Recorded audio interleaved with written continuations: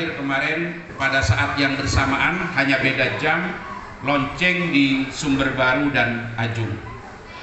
Alhamdulillah perkembangan yang lumayan baik, yang cukup menggembirakan, dan perlu kami sampaikan, tahun ini ternyata bagian PCNU Jember yang dari awal kami serahkan sepenuhnya sebetulnya kepada MBC masing-masing, kok sekarang diberikan ke cabang. Karena riwayat awal begini, pembagian untuk operasional NU 9% kepada MWC, yang di situ ada cabang BMT, 1% untuk PCNU Jember, maksudnya kepada cabangnya. Kalau di cabang itu ada 20 BMT, ya logikanya nanti akan mendapatkan 20%. Karena ini ada 9, maka mendapatkan 9% juga, hampir sama dengan bagiannya MWC rata-rata. Dari pertama, pengurus cabang Jember menyampaikan, yang 1% serahkan sepenuhnya kepada MWC-nya masing-masing. Untuk apa? Untuk ongkos berangkat pengajian malam Selasa Kliwon. Jangan lupa itu, jangan lupa. Jadi kalisat yang dapat banyak jangan sampai absen itu kalau ngaji Selasa Kliwon. Utamanya Mayang ini rada niat. Untuk ongkos itu, tapi tidak tahu ini punya PCNU Jember sekarang kok diserahkan. Apa mau dibagi lagi kepada MWC? Saya tidak tahu. Kalau diminta ya tak kembalikan. Tapi kalau tidak ya biar dikelola oleh bagian keuangan. Mudah-mudahan juga manfaat yang semuanya dikembalikan kepada kepentingan warga NU. Dan saya menyemangati ini. Kalau saya hadir di launching BMTNU, saya jadi anggota di situ. Kalau saya hadir. Ketika saya tidak hadir, nggak ada yang datang ke saya, ya sudah saya tidak jadi anggota. Jadi awal-awalnya kalau saya hadir, saya jadi anggota 50 juta nabung di masing-masing kecamatan. Cuma berikutnya nggak pernah ada yang datang lagi. Tapi mikir-mikir juga, kalau sudah 9 berarti 450 juta. Nah, tapi kemarin ketika saya tidak hadir, saya meminta salah satu wakil ketua sambian datang. Sama, ketika di Jenggawang langsung Pak Dr. Hobri dibilangi, kalau Gus Saab datang sendiri langsung nabung 50 juta. Sekarang sambian kan mewakili, berarti harus nabung juga. Akhirnya kena nabung juga 75 juta dan dapat hadiah sepeda motor dari BMTNU.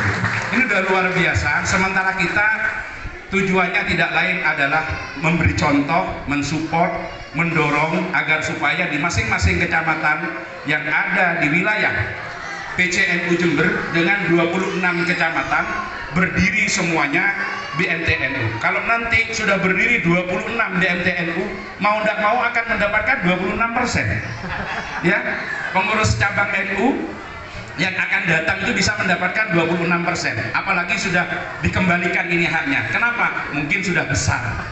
Ya, kalau dulu kan masih ada 2, 1, kalau diambil 1% kan lesuginya segala gitu. Banyak, oh baru ada Kalisat, Sumber Sari, Mayang.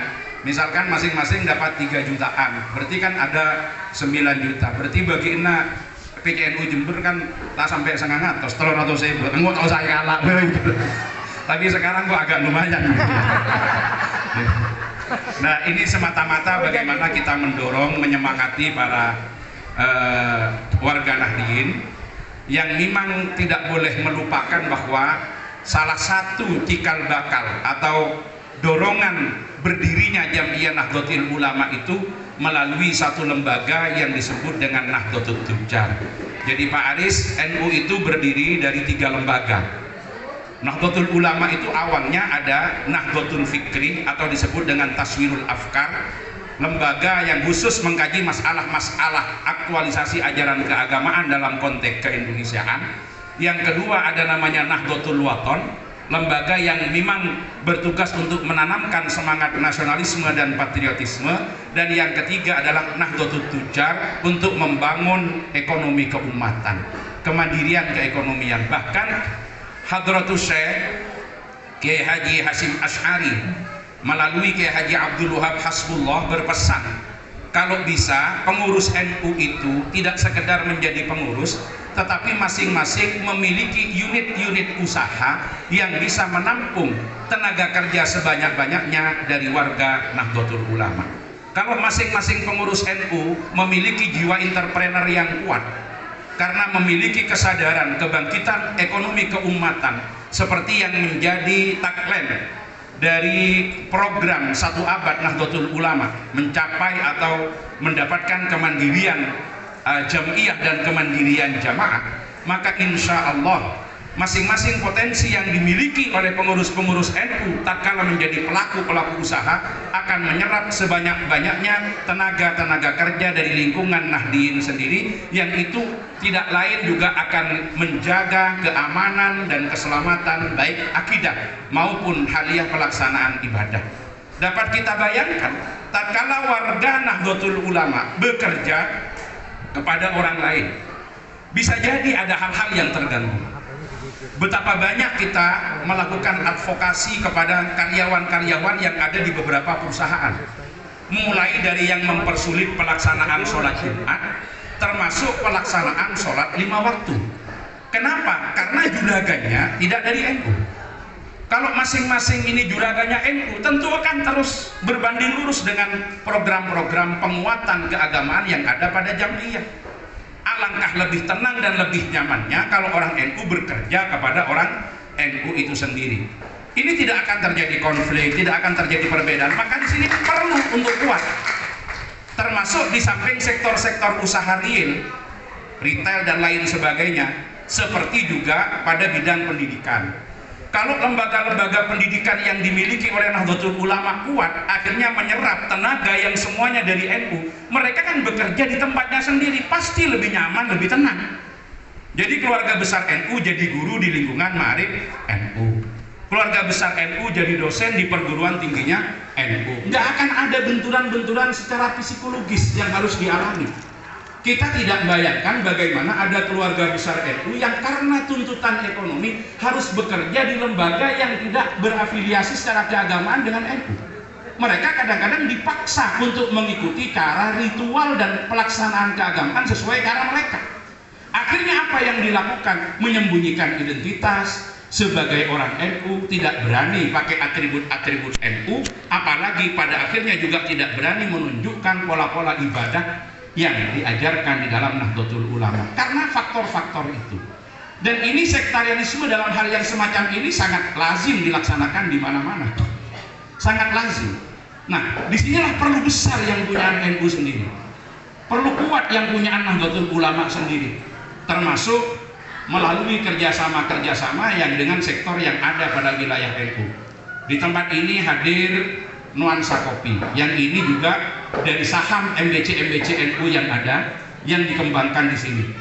Bisa jadi nanti pada saat-saat yang akan datang tidak hanya menjadi kafe, tapi nanti ada hunian, penginapan, ada hotel berbasis syariat, pengelolaannya ala Nahdlatul Ulama, dan usaha-usaha lain yang masih kompetitif untuk dilaksanakan di Jember. Karena salah satu tugas daripada organisasi sekarang, di samping pada penguatan faham keagamaan, penguatan nasionalisme, yang sekarang harus menjadi garapan prioritas adalah penguatan ekonomi keumatan untuk mencapai kemandirian daripada jamaah. Pola-pola interaksi hubungan dalam relasi kekuasaan yang dalam tanda petik kadang-kadang harus menyeret NU lepas daripada kemandirian baik dalam persoalan politik ataupun yang lainnya, itu salah satu penyebabnya adalah minimnya kemandirian yang ada pada organisasi. Sebetulnya kalau kita kuatkan dengan seperti ini saja, ada berapa anggota yang ada di keluarga besar BMTNU cabang-cabang yang ada di wilayah PCNU Jember. Ini potensi-potensi luar biasa yang dimiliki oleh Nahdlatul Ulama. Ini pangsa pasar yang jelas. Pengelolaannya dari sini nanti dilanjutkan pada usaha-usaha yang lain. Bayangkan kalau di hari raya, berapa umat NU yang butuh kelengkapan-kelengkapan hari raya, mulai dari sarung, kemudian kebutuhan-kebutuhan pernak-pernik hari raya Idul Fitri yang lain. Ternyata ketika kita telusuri, memang pabriknya di Gresik yang punya orang Arab, tapi distributornya di Jember rata-rata, ya mohon maaf, tidak usah dibawa keluar. Ada Wijaya, ada Jawa Timur, siapa? Saya tak apa, saya tak tenas. Mereka distributornya. Yang beli sarung, yang pakai sarung orang NU, yang jualan mereka. Nah ini tolong nanti difikirkan bagaimana BMTNU mengambil dari hulunya. Kemudian berapa kebutuhan sarung di Jember, kalau harga bersaing, kemudian kualitas sama, orang akan lebih senang dilayani. oleh mitranya sendiri, oleh keluarganya sendiri. Memang kadang-kadang rek NU ini bekecah. Mun bermetaber, anika berapa? Mun kasambian 150. Polana keluarga NU. Mun kereng lain tos 40. Nah, itu yang kadang-kadang. Jadi harus dirubah. Kalau sama-sama kita beli sarung Atlas 45.000, mereka China dan mereka BMT, orang akan beli ke BMT. Yang paling dekat, tinggal dipasarkan aja di tempatnya masing-masing. Ini baru sarung, buru jajan, buru sebarang. Ini keekonomian, keperluan warga ketika bisa ditangani.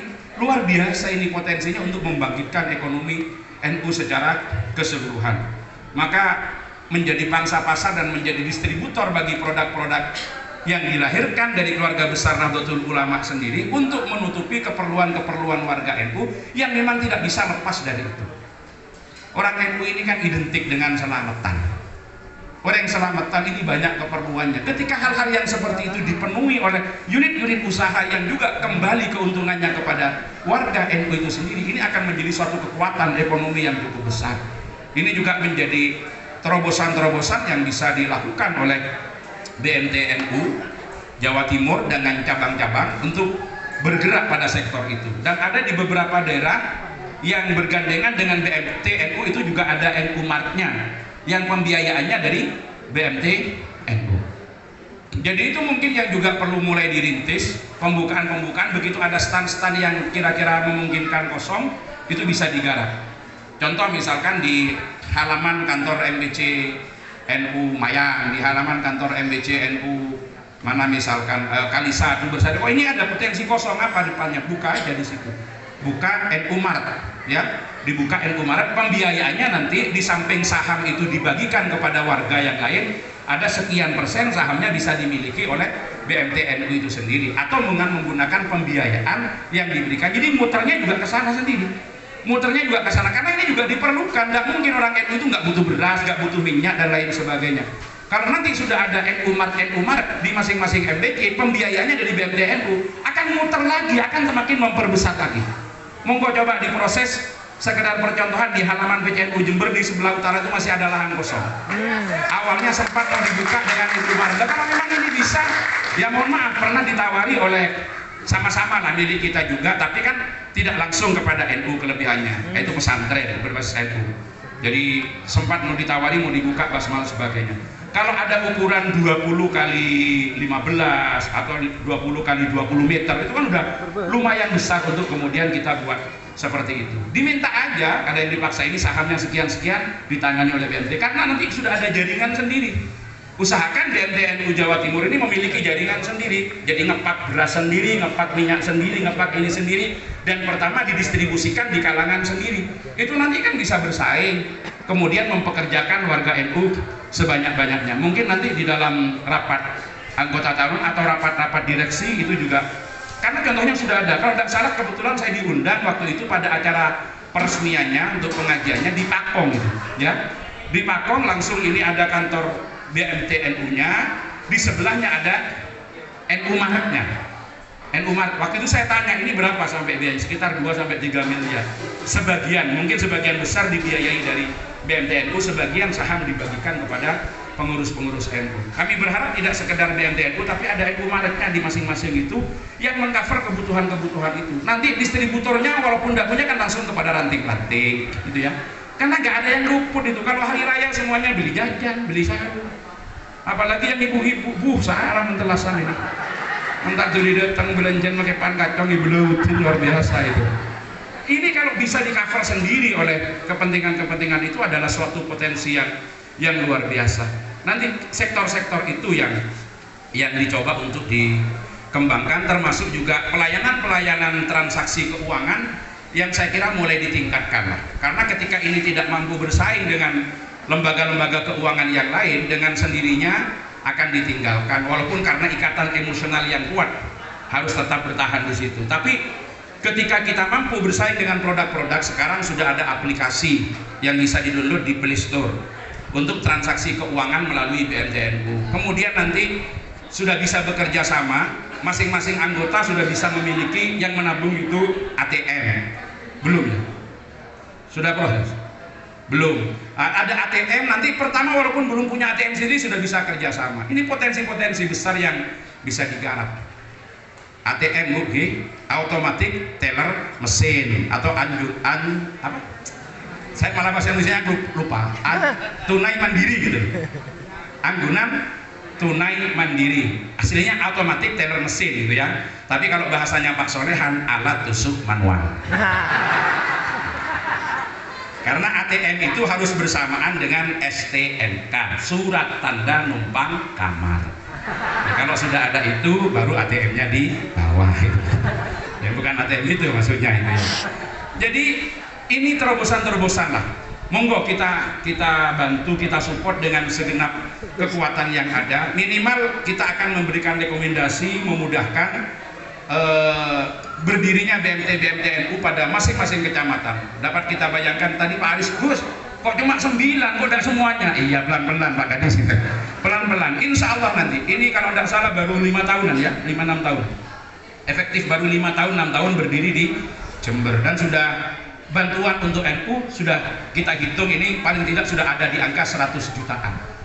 Ya, selain bantuan insidentil seperti kemarin berapa belas juta diterima untuk Semiru dan lain sebagainya. Tapi ini bantuan untuk pengembangan kelembagaan sudah ada di angka 100 jutaan kalau kita bagi yang diterima oleh PC dengan cabang-cabang yang ada di wilayah Jember, sudah ada di angka 100 jutaan. Barangkali kalau sekian tahun berdiri dan lain sebagainya. Terus MBC ini berlomba-lomba untuk menggugah para pelaku-pelaku usaha yang ada di Nahdlatul Ulama.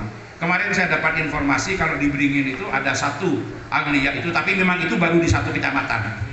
Itu juga nyimpannya lebih dari 1 M di satu kecamatan. Makanya perolehan pembagi hasilnya di MBC itu sudah angka 90 ya, 100 lebih untuk MBC NU dalam 1 tahun. Karena ada satu agniya, kalau masing-masing sekarang kayak Abdurrahman, kayak Waris, cari di Mayang siapa, di Kalisat siapa gitu loh. Kalau saya kan nyontohkan dari awal, kalau saya konsekuensinya kan harus sejember nanti itu, kan harus sejember. Tapi ya datang, kita mulai lagi nanti. Kalau masih agak lembah kita mulai lagi, tapi didatangi. Saya nggak didatangi ya, nggak nabung lagi. Kalau didatangi sabar, ada uang di lagi 10 juta tak kasihkan, pokoknya datang rutin. Dan makanya kan masih juta mbungan kayak gitu. Ya nggak apa-apa, semata-mata ini untuk menggugah, itu aja tujuannya, itu aja tujuannya. Ya, saya sama Mas Anang juga bilang, saya kok lama-lama mikir kan pas ngasih ke Lero, mungkin saya beri kenangan si lain, tapi kan nggak proaktif gitu lah. Di samping kadang-kadang ya uangnya juga nggak ada gitu. Nah monggo nanti potensi-potensi yang ada di teman-teman NU itu banyak, teman-teman pengurus yang keekonomian pribadinya itu kuat-kuat, saya kira juga bisa diajak. Toh mereka juga tidak dirugikan, dananya juga berkembang. Pada sisi yang lain menyumbang NU secara keorganisasian, kemudian juga pada saat yang sama menguatkan terhadap lembaga-lembaga keekonomian yang ada di NU. Kami dari pengurus cabang Nahdlatul Ulama Jember menyampaikan penghargaan dan apresiasi yang setinggi-tingginya kepada BMT NU Jawa Timur yang telah membuka cabang-cabang di lingkungan BCNU Jember sehingga sudah berdiri 9 BCNU, dan kami berharap kepada masing-masing MBC yang telah diberi amanah, mohon dapat mengelola dengan baik. Kunci kekuatan ekonomi Islam tidak lain adalah ada pada kejujuran, keikhlasan, keterbukaan, dan kerjasama tim yang kuat. Kuncinya di situ. Ketika kejujuran dipertanyakan, keikhlasan juga dipertanyakan, kerjasamanya tidak jalan dengan baik, nah ini keterbukaan tidak ada, nah ini alamat dari sistem itu tidak akan berjalan dengan baik. Tapi BMT NU Jawa Timur sudah teruji. Biasanya ujian yang paling berat itu kalau sudah besar, tokaran. Itu di mana-mana. Kalau masih berdiri awal, tanda segeribu, mulai aja tokaran. Biasa syarat nikah itu biasa. Tapi biasa itu harus mampu ditanggulangi dengan baik, dengan contoh-contoh yang bisa diberikan dari pimpinan. Cek sampai dia hidup, ya mohon maaf saya tidak perlu menyebut di mana dan siapa, cek atau karan sesama pengelolanya, karena itu nanti akan mengurangi trust terhadap warga untuk kemudian nyaman nabung atau kemudian bermitra. Itu perlu dijaga oleh para kiai yang ada di pengawas di masing-masing MBC. Ayo tunjukkan semangat, kejujuran, trustnya, membangun dan sebagainya. Yang tidak kalah pentingnya kami menyampaikan ucapan terima kasih yang sebesar-besarnya kepada BMT NU bahwa hari-hari ini yang bekerja di BMT NU sudah mendapatkan apresiasi yang sangat layak, bahkan sudah di atas UMK Kabupaten Jember. Untuk skala pimpinan di masing-masing cabang, informasinya sudah ada yang di atas 3 jutaan Pak Kadif per bulan. Semakin banyak tenaga-tenaga yang dilibatkan. Untuk di Jember, insya Allah sudah lebih 50 ya Dana, tenaganya secara keseluruhan. Sudah lebih dari 50 tenaga yang terserap dan kemudian masing-masing diberi penghargaan dalam tanda petik yang cukup layak. Insya Allah ini juga akan sangat bermanfaat pada pengembangan ekonomi keumatan dan kemandirian warga. Ini beberapa hal yang kami sampaikan. Silahkan nanti terus dilakukan studi kelayakan pada masing-masing MBC, dan kami akan memberikan rekomendasi untuk berdirinya. Mudah-mudahan tahun depan sudah seluruh MBC ini ada. Seluruh MBC ada. Urusan nanti bagaimana yang pernah didengar yang belum selesai, biarkan itu menjadi urusan kami dengan Pak Direktur Utama. Yang di MBC tidak usah ngurus-ngurus itu sudah. Ya selama saya masih ketua cabangnya, biar urusan saya sudah. Mau dimarahin mau bagaimana, itu silatnya ada di saya. Ya, silatnya ada di saya. Ya, seperti kemarin itu mau pembukaan jam 9 jam 1 siang, langsung ada perintah untuk tidak dilaksanakan. Sudahlah, saya pertaruhkan, buka, saya tidak datang. Buka, jadi saya tidak datang, diantaranya juga itu. Mohon maaf. Jadi tidak usah ikut ngurus itu sudah. Konsentrasi ini dibesarkan, yang lain-lain biar Pak Direktur Utama nanti dengan kami ketua-ketua cabang yang menyelesaikan itu. Kami sudah ketemu dengan Banyuwangi, dengan Bondowoso, sama sudah, sama lah. Kita frekuensinya sama, biasa. Irama-irama yang tidak nyaman itu kan biasa gitu. Ya sudah, saya dikembangkan lah ke pengurus ini. MBC tidak usah tanya-tanya itu. Yang penting jalan.